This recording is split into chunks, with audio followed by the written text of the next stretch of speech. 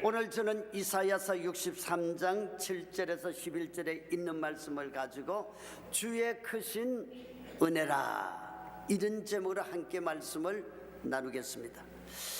이제 우리는 2019년 새해를 막 딱 하루를 남겨두고 있죠. 근데 제 친구로부터 카톡으로 이런 재미있는 글을 받았습니다. 한번 들어보시죠. 이제 곧 2년이 가고 새년이 옵니다. 오는 년을 맞이하게 함에 있어 새년과 함께 보낼 몸과 마음의 준비가 필요합니다. 또한 그년과 함께 아쉬움 속에 가는 년을 보내고 깨끗이 정리할 각오도 필요합니다. 이제 곧 헌년은 가게 되지만 새로 오는 년은 또 어떤 년일까 하고 호기심과 기대를 갖게 되며 새연이 오면은 더 잘 살아야지 하고 마음을 다짐합니다. 여러분, 이 말은 그냥 웃자고 한 말이 아니라 정말 잘 읽어보니까 의미가 있습니다. 이 한 해를 잘 보내고 새해를 잘 맞이하여 올해보다 더 위대한 인생을 살라는 말로 저는 받아들였습니다. 자, 저를 따라 하나님께 이렇게 감사 한번 해보시죠. 올 한 해도 우리에게 베푸신 하나님의 은혜는 한결같았습니다. 하나님의 은혜는 풍성했습니다. 하나님의 은혜는 완전했습니다. 믿으시죠? 네. 자, 여러분, 올 한 해 동안도 어려운 환경 속에서도 우리 교육자님들, 또 구역 식구들, 찬양대, 또 우리 교직원들, 우리 모든 성도님들 모두 우리 기도원을 위해 참 애쓰고 수고들 많이 하셨습니다. 참 여러분 고맙습니다. 감사했습니다. 여러분 사랑합니다. 자, 우리 옆에 분들과도 한번 이렇게 인사를 해봅니다. 고마웠습니다. 감사합니다. 사랑합니다. 아멘. 자, 여러분의 수고의 열매가, 여러분들의 헌신의 열매가 천국 창고에 더 많이 쌓여 있을 줄 믿습니다. 오늘 말씀은 선지자 이사야가 과거와 현재까지 하나님께서 이스라엘에게 베푸신 은총을 회고하는 내용입니다. 이사야서 63장 7절에 있는 말씀을 우리 다 같이 봉독을 해보시죠. 내가 야훼께서 우리에게 베푸신 모든 자비와 그의 찬송을 말하며 그의 사랑을 따라 그의 많은 자비를 따라 이스라엘 집에 베푸신 큰 은총을 말하리라. 아멘. 여러분, 올 한 해도 하나님의 큰 은총은 하나님의 사랑 안에서 하나님의 자비하심으로 우리에게 넉넉하게 베풀어 주셨고, 또 다가올 새해도 동일하게 아낌없이 주의 은혜가 저와 여러분들에게 넘쳐날 줄 믿습니다. 그렇다면 이사야가 말한 올 한 해 동안 베푸신 그 큰 은혜, 그리고 앞으로도 계속될 은혜는 과연 어떤 은혜겠습니까? 첫째, 하나님의 백성으로 삼아주신 은혜입니다. 누가요? 하나님께서 저와 여러분들을 만세전에 택하시고 뽑으시고 불러서 너는 내 것이라, 하나님의 백성으로 삼아주신 은혜인 것입니다. 여러분, 이 은혜만을 우리가 생각해도 늘 감사와 찬양과 기쁨이 넘쳐나게 되죠. 누가 천지와 만물을 창조하신 그 위대한 하나님이 수많은 사람들 중에서 정말 고르고 택하셔서 뽑으셔서 너는 내 것이다. 참, 우리는 하나님의 선택받은 사람들입니다. 행복해야 됩니다. 이 행복 누리며 살아야 돼요. 자, 이사야서 63장 8절의 말씀 우리 다 같이 읽어봅니다. 그가 말씀하시되 그들은 실로 나의 백성이요 거짓을 행하지 아니하는 자녀라 하시고 그들의 구원자가 되사. 아멘. 하나님은 저와 여러분들이 변함없이 하나님의 백성이 되고 거짓을 행하지 아니하는 자라고 말씀을 합니다. 여러분, 우리가 거짓을 행하지 아니하는 자녀라는 말씀은 우리가 정말 거짓이 없다는 것이 아니라 하나님은 그만큼 우리를 믿어주는 사랑, 곧 거룩한 신뢰의 표현인 것입니다. 여러분, 이 세상은 무엇을 주었다가도 너무나 쉽게 빼앗아가죠. 그리고 우리 인간은 사랑했다가도 너무나 쉽게 배반을 합니다. 배신하죠. 요즘은 결혼할 때 일부러 비싼 반지를 안 한다고 해요. 왜 그러냐 했더니 혹시 헤어질 때 주니 안 주니 골치 아픈 일이 생길까 봐 그런데요. 여러분, 지금 이 세상은 사랑해서 결혼한다 하지만은 헤어질 것을 미리 생각하는 세대입니다. 이 생각이 벌써 그러니까 자꾸 이혼을 하게 되죠. 이혼할 준비를 하고 결혼을 하니까 나는 절대로 헤어지지 않고 이혼하지 아니하고 이 남자 이 여자와 이제 옛날 말하던 주례 때 얘기하던 검은 머리가 팥불이 될 때까지 평생을 해로하겠다는 이런 결심과 각오를 가지고 결혼을 한다면은 어떠한 고난과 시련이 다가올지라도 이기고 승리하고 행복하게 인생을 살 것입니다. 그런데 우리의 마음 자세가 이렇게 부정적이 되기 때문에 그 부정적인 대로 흐르고 마는 겁니다.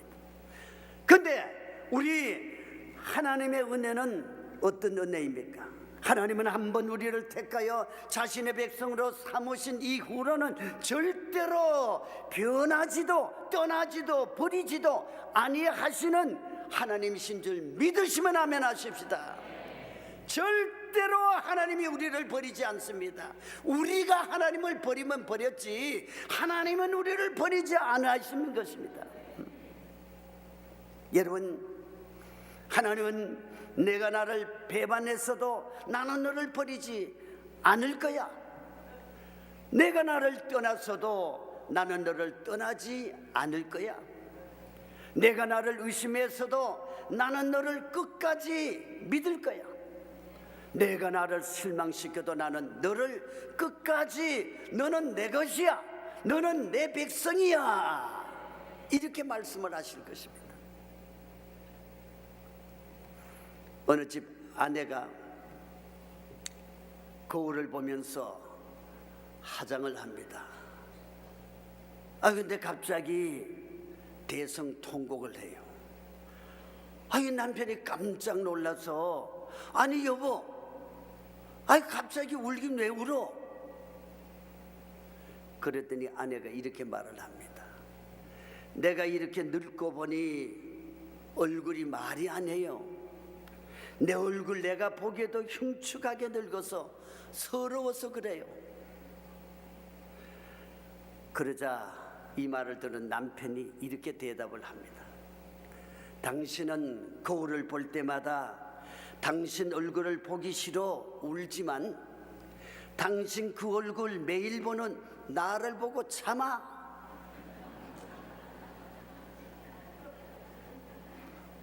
잘 들으신 분은 좀 감각이 있어야지. 당신 그 얼굴 매일 보는 나를 보고 참으라는 거예요. 말이 되죠. 자, 이처럼 여러분, 올 한 해 동안 하나님이 매일 보시고 계셨던 우리의 모습은 어떤 모습일까요? 우리는 주님 앞에 솔직하게 주님, 저 하나님 앞에 충성하지 못했습니다. 저 하나님 앞에 거짓을 저질렀고 의롭지 못했습니다. 저 하나님 앞에 사랑하지 못했고 하나님 앞에 감사하지 못했습니다. 저 하나님 앞에 불의를 행했습니다. 이렇게 고백을 해야 되겠죠. 디모데후서 3장 2절에서 4절에 있는 말씀, 불의한 인간의 모습을 이렇게 표현을 하고 있습니다. 자, 우리 함께 봉독해 봅니다. 사람들이 자기를 사랑하며 돈을 사랑하며 자랑하며 교만하며 비방하며 부모를 거역하며 감사하지 아니하며 거룩하지 아니하며 무정하며 원통함을 풀지 아니하며 모함하며 절제하지 못하며 사나우며 선한 것을 좋아하지 아니하며 배신하며 조급하며 자만하며 쾌락을 사랑하기를 하나님 사랑하는 것보다 더하며. 이게 바로 저와 여러분들의 행한 행실이요 마음입니다. 마음.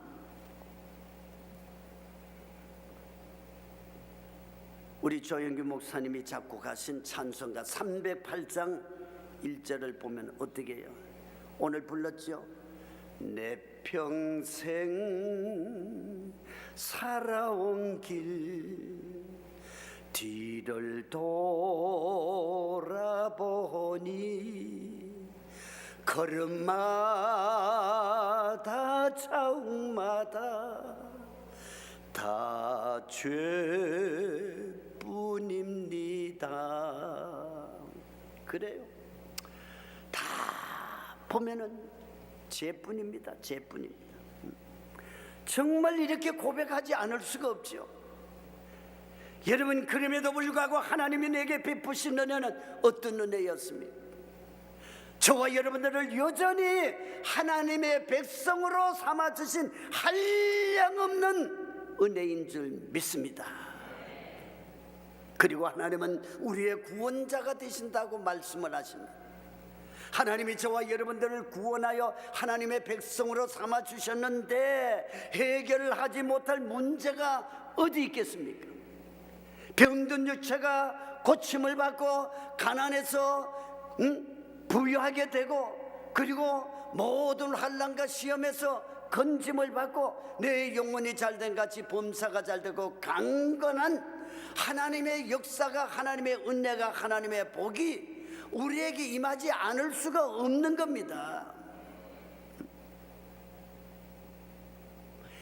하나님이 저와 여러분들을 백성으로 삼아 주셨는데 하나님이 왜 못 주시겠습니까? 그러나 우리의 믿음이, 우리의 그 기도가 아직까지 때가 되지 않았기 때문에, 도달하지 못했기 때문에 주시지 못하는 것이지, 반드시 때가 되면은 주십니다. 여러분, 기대하시기를 바랍니다. 믿으시기를 바랍니다. 간절히 사모하시기를 바랍니다. 반드시 하나님께서는 우리의 기도에 응답을 하십니다. 이제 세상에 많은 사람들이 망연례를 하죠. 망연례. 자, 망연례는 뭡니까? 모든 것을 잊고 새해를 맞자는 것이 바로 망연례가 아니겠습니까? 우리가 지금까지 내게 주신 크신 주님의 은혜를 생각하면서 우리 성도들도 끝까지 뭘 버려야 돼요? 미움을 버려야 돼요.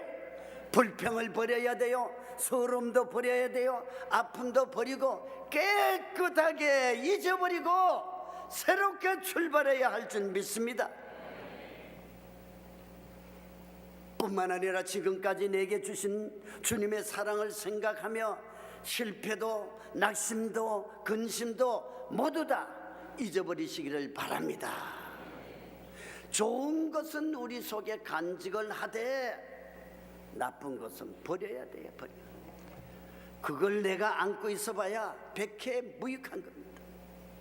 그래서 저와 여러분들은 올 한 해를 보내면서 새해는 나를 하나님의 백성으로 삼아주신 은혜에 더욱더욱 감사하고 예수님만 자랑하고 복음 위에 굳세게 살겠다는 결심으로 새날을 향해 힘차게 꿈과 믿음을 가지고 전진하게 되시기를 예수님의 이름으로 축원합니다. 그리고 두 번째, 모든 환난에서 함께 하신 하나님의 은혜입니다. 이사야 63장 9절에 있는 말씀을 우리 다 함께 봉독을 해보십니다. 그들의 모든 환난에 동참하사 자기 앞에 사자로 하여금 그들을 구원하시며 그의 사랑과 그의 자비로 그들을 구원하시고 옛적 모든 날에 그들을 드시며 않으셨으나, 여러분 올 한 해 역시 환난의 소용돌이가 계속된 한 해였습니다. 그런데 여러분, 하나님의 은혜는 어떤 은혜였습니까?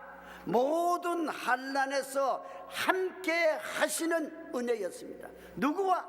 저와 여러분들의 환난에서 버려두신 것이 아니라 함께 하셨다는 것입니다. 함께 하셨다는 것입니다. 그러니까 오늘 살아서 이 자리에 와 앉아 있는 거죠. 하나님이 함께 하시지 않았더라면 우리가 어떠한 인생이 되었겠습니까? 자살을 했든지 한강에 빠져 죽든지 아니면 무슨 일이 일어날지 아무도 몰랐습니다. 하나님은 하나님의 백성들을 절대 홀로 가게 하신 적이 없으신 것입니다. 그들이 잠잘 때도 또 생활을 할 때도 또 혹은 잠을 잘 때도 또 우리는 잠을 자지 않을 때도 때로는 우리가 잘할 때도 못할 때도 언제나 하나님께서는 우리와 함께 하셨다는 사실입니다. 여러분, 지난해를 한번 돌이켜 보십시오. 수많은 자연재해와 문명의 환난 속에서 우리 하나님이 함께 하셨습니다. 삶의 고난의 환난 속에서도 함께 하셨고 영육간의 아픔의 환난 속에서도 하나님은 함께 하셨고 자녀들의 문제의 환난 속에서도 함께 하셨습니다. 여러분, 세상 어느 누가 여러분의 고난에 함께 동참하던가요? 누가 동참을 하던가요? 좋을 때는 같이 하게 되죠. 그러나 어렵고 힘들 때는 아무도 나와 함께 하려고 하지 않아요. 부담스러운 일이라면 형제라도 도망가는 것이 현실입니다. 자기에게 불리하다 싶으면 인정사정 볼 것 없이 냉정하게 돌아서 버리는 것이 세상 인심이 아니겠습니까, 여러분? 그런데 하나님은 우리가 환난을 겪고 있을 때에, 어려운 일을 겪고 있을 때에, 고독한 인생을 살고 있을 때에 나 홀로 내버려 두지 아니하시고 우리와 함께 하셨습니다. 함께 하셨습니다. 시골에서요, 명절 때가 되면은 소싸움을 하는 지역이 있습니다. 소싸움. 어떤 소가 가장 힘이 센가를 가려서 참편 소를 뽑는 거죠. 근데 소싸움장에는 두 소의 주인만 들어갈 수가 있고 다른 사람은 바깥에서 구경만 하게 돼 있습니다. 그러면 주인은 싸움이 시작되면 소 곁에서 있는 힘을 다해서 큰 소리로 소를 응원을 합니다. 응원을 해요. 왜냐하면 소싸움을 할 때에 그 주인의 응원의 소리가 크고 주인에게 힘이 있으면은 소가 힘을 얻고 결국 그 싸움에서 이기기 때문인 것입니다. 자, 여러분, 이처럼 하나님은 우리가 환난 당할 때에 그냥 계시지 아니하신다는 것이에요. 내가 너와 함께 있다. 힘을 내라, 힘을 내라, 힘을 내라. 보이지는 않지만은 우리를 응원하고 계시는 것입니다. 내가 너를 도와줄게, 내가 너를 도와줄게. 손을 잡아 응원하시는 줄 믿습니다. 영적인 감각이 둔한 우리가 깨달지 못해서 그렇지, 영적인 감각이 센스가 있는 사람은 다 느끼고 체험을 합니다. 하나님이 나와 함께 하신다는 사실을. 그래서 이사야 선지자는 이러한 하나님의 은혜를 이렇게 표현을 했습니다. 자, 한번 따라 하실까요? 모든 환난 날에 그들을 드시며 안으셨으니. 다시 한번요. 모든 환난 날에 그들을 드시며 안으셨으니. 자, 여러분, 하나님은 우리가 환난 가운데 괴로워할 때에 우리를 안아주시는 하나님이심을 믿으시면 아멘 합시다. 아멘. 여러분, 하나님이 우리를 안아주시고 사랑하신다는 말씀 얼마나 귀합니까? 안아주시는데 근성으로 알아주시는 것이 아니라 그 사랑과 긍휼로 진심으로 우리를 안아주신다는 것입니다. 이사야 46장 4절에 있는 말씀을 우리 다 함께 봉독을 해보십니다. 너희가 노년에 이르기까지 내가 그리하겠고 백발이 되기까지 내가 너희를 품을 것이라. 내가 지었은즉 내가 업을 것이요 내가 품고 구하여 내리라. 할렐루야. 참 귀하고 귀한 말씀입니다. 하나님은 우리가 백발이 될 때까지 우리를 품으신다는 거예요. 우리를 품으신다는 거예요. 어려울 때 우리를 얻고 품고 구하여 환난에서 구하여 내신다는 것이죠. 내 사랑하는 자녀를 버려두는 것이 아니라 하나님은 반드시 마귀의 손아귀에서 건져내신다는 거예요. 영원한 하나님의 나라에 들어갈 때까지 우리와 함께 하시는 하나님입니다. 어떤 권사님이요 콩나물을 길렀습니다. 여러분도 콩나물 길러보셨죠? 근데 기를 때 두 곳에 콩나물을 길렀습니다. 한쪽 콩나물은 그냥 물만 계속 줬어요. 그리고 다른 그릇의 콩나물은 물을 줄 때마다 내가 너를 사랑한다 그렇게 말하면서 기도를 했답니다. 하나님, 이 콩나물 잘 자라게 하시고 이 콩나물을 먹는 사람마다 다 건강하게 하옵소서. 근데 이상하게 그냥 물을 준 콩나물보다 사랑한다고 말하고 기도하고 길렀던 그 콩나물이 훨씬 더 싱싱하게 자라고 멋진 상품 가치가 있는 콩나물이 되더라는 것을 체험을 했다는 것입니다. 여러분, 한낱 콩나물도 사랑을 주고 키우면은 잘 된다는 걸 우리가 아셨죠? 그런데 저와 여러분들은 누구의 사랑을 잊고 사는 사람들입니까? 할렐루야. 우리는 하나님의 사랑과 은혜를 잊고 사는 사람들이에요. 누가 부정해도 하나님은 우리를 사랑하시고 우리는 하나님의 사랑을 잊고 사는 사람들입니다. 우리는 하나님의 사랑 아니면 못 살아요.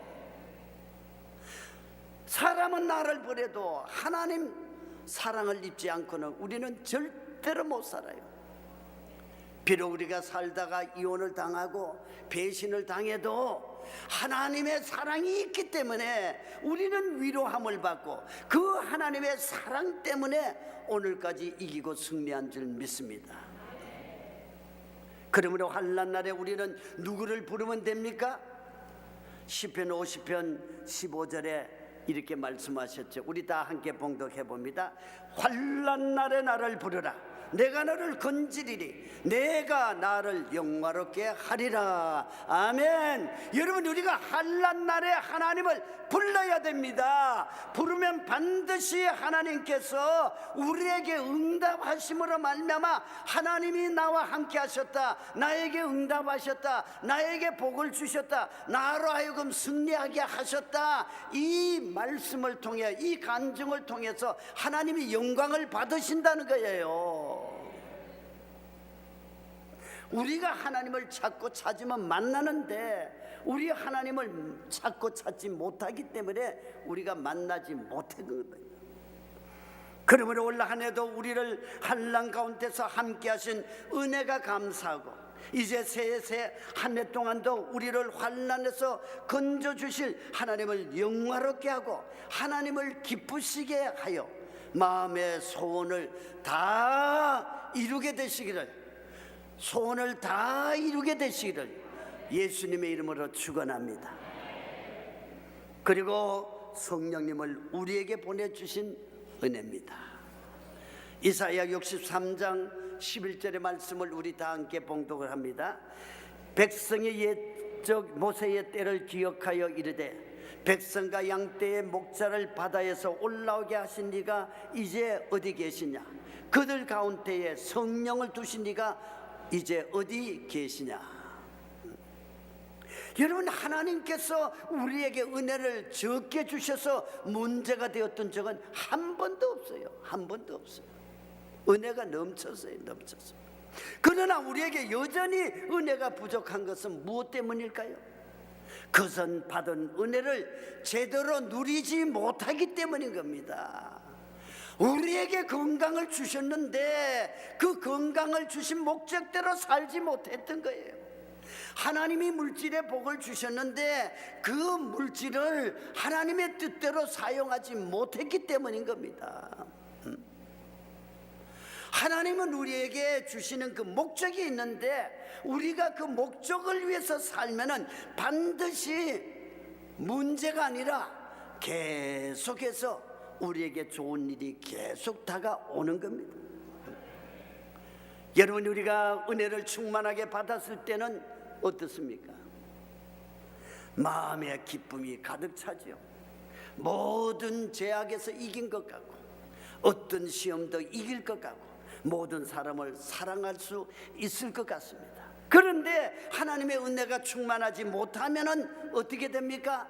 또 넘어지고 자빠지고 또 분노하고 죄를 짓게 됩니다. 또 자만하고 또 실패하고 또 낙심하게 되죠.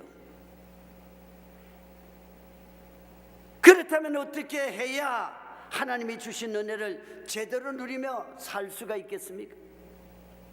바로 내게 주신 성령으로 충만해야 됩니다. 여러분, 우리가 성령으로 충만해야 돼요. 성령으로 충만해야 됩니다. 여러분, 성령을 주신 네가 이제 어디 계시냐 묻는 것은 성령님은 지금 이 시간 언제 어디서나 우리와 함께 계신다는 것입니다. 예수님의 제자들이 예수님이 떠나가시고 난 다음에 정말 마음속에 허전하고 절망 속에 있을 때 예수님이 뭐라고 그래요? 너희는 예루살렘을 떠나지 말고 아버지의 약속하신 것을 기다리라. 요한은 물론 침례를 베풀었지만 너희는 몇 내리 못되어 성령으로 세례를 받을 것이야. 오직 성령이 너희에게 임하시면 너희가 권능을 받고 예루살렘과 온 유다와 사마리아 땅끝까지 이르러 내 증인이 되리라. 그래서 예수님의 제자들이 이제 예수님과 마지막 성찬을 띄었던 마가의 다락방에서 열흘 동안 마음을 같이 해서 저녁 기도에 힘썼더니 열흘 만에 성령이 그들에게 임하셔서 성령의 충만함을 받고 나자 강하고 담대한 믿음의 사람이 되어서 용감한 사람이 되어서 대문을 벅차고 온 예루살렘 거리에 나가서 오신 예수님 메시아 그분을 너희들이 죽였다. 십자가에 못 박혀 죽였다. 그 못 박힌 죄를 너희들이 회개하라고 목숨을 걸고 그 복음을 증거함으로 말미암아 오늘 온 세계에 복음이 증거되지 않았습니까? 예수님의 제자들이 3년 동안 예수님을 따라다녔지만은 예수님이 붙잡히게 되니 걸음아 날살라 다 도망을 갔던 사람들입니다. 그러나 성령 충만히 받고 난 다음에 하나님의 능력과 권세가 힘이 그들에게 임하자마자 죽음이 두려워하지 않았습니다. 모든 환경이 두렵지 않았습니다. 모든 삶이 두렵지 않았습니다. 오직 예수, 오직 예수, 오직 복음만을 위해서 살아가는 이러한 놀라운 능력이 제자들에게 임했던 겁니다.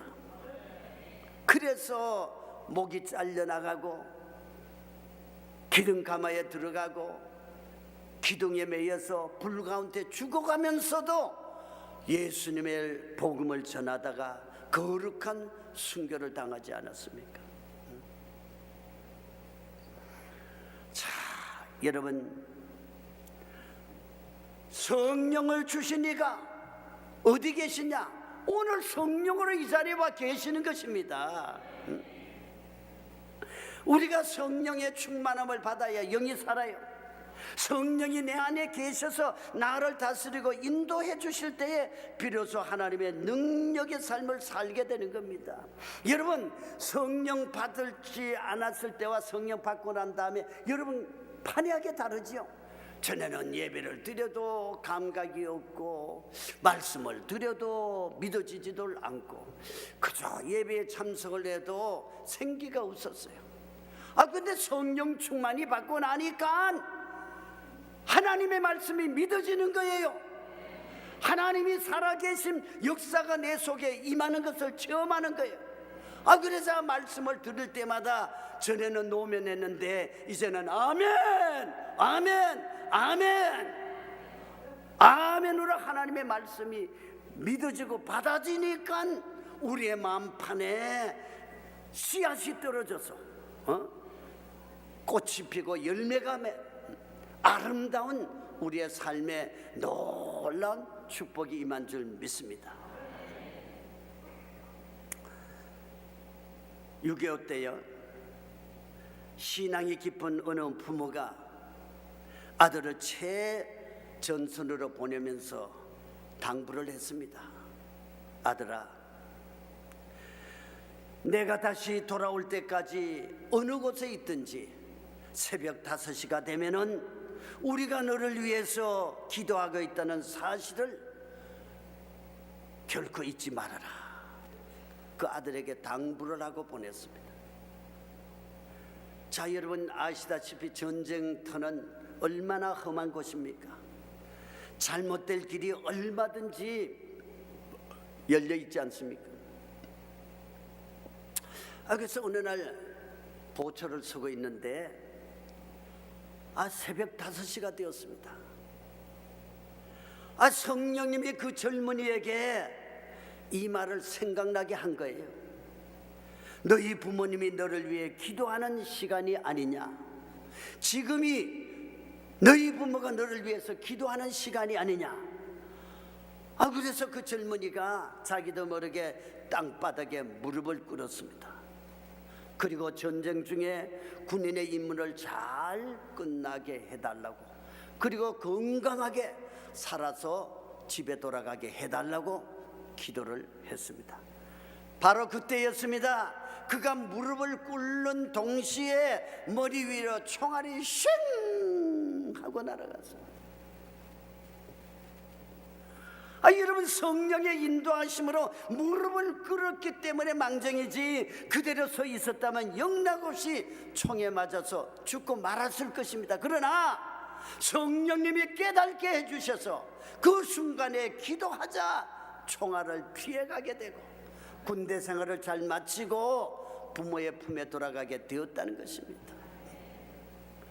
그래서 우리 성령님은 내가 있는 그곳에 항상 내 곁에 계신다는 것을 잊지 마십시오. 하나님은 눈으로 볼 수가 없지만 하나님의 영이신 성령은 시간과 공간을 모든 것을 초월해서 내가 있는 그곳에 내가 순간적으로 주여 하는 그 순간에 하나님은 위기에서 건져주는 겁니다. 주여, 그 한마디 속에서도 주님이 위급할 때에 그 기도 소리에 성령께서는 역사하신다는 것을 잊지 마시고, 운전을 할 때나 잠자리에 들어가기 전까지 또 우리가 무슨 일을 할 때 먼저 하나님 앞에 기도하면은 하나님께서 순탄한 길로, 복된 길로, 승리의 길로 인도를 해 주시는 것을 믿으시길 바랍니다. 믿으시길 바랍니다. 여러분, 성령이 내 안에 임재해 계실 수 있는 첫째 조건이 있어요. 그 조건이 무엇인지 아십니까? 내 마음이 정결해야 된대요. 내 마음이 깨끗해야 된대요. 그래서 다윗은 자기의 지난날의 모든 죄악을 회개를 했습니다. 그래서 시편 51편 10절에 11절에 이렇게 간구를 합니다. 우리 다 함께 봉독을 해보십니다. 하나님이여, 내 속에 정한 마음을 창조하시고 내 안에 정직한 영을 새롭게 하소서. 나를 주 앞에서 쫓아내지 마시며 주의 성령을 내게서 거두지 마소서. 그렇습니다. 여러분, 성령이 우리를 떠나면 안 돼요. 성령님이 우리와 함께 하셔야 돼요.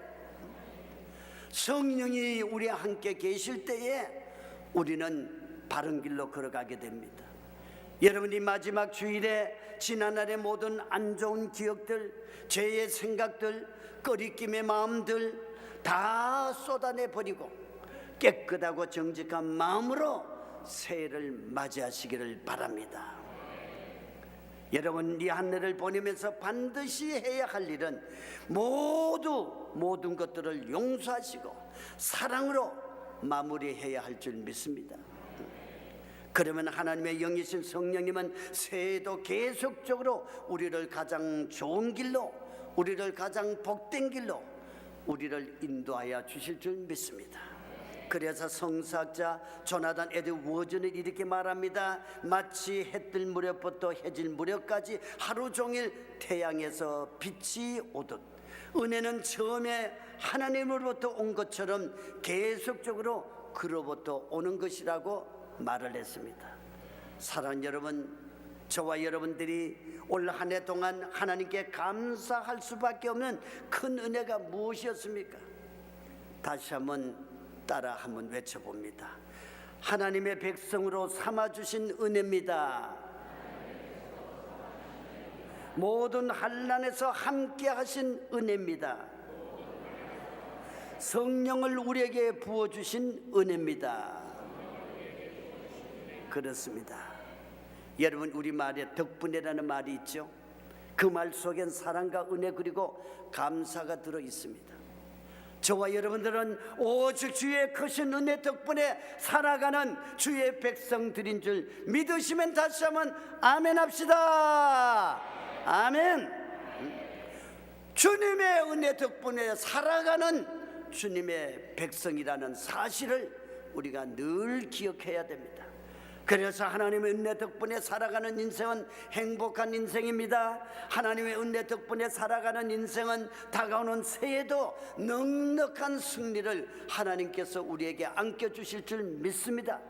그러므로 저와 여러분들은 올 한 해에도 주의 은혜 덕분에 살았듯이 새해에도 동일하게 물 붓듯이 부으시는 주의 크신 은혜를 맛보고 마음껏 누리며 남에게 베풀고 나눠주는 저와 여러분들의 인생이 되시기를 예수님의 이름으로 축원합니다. 축원합니다. 축원합니다.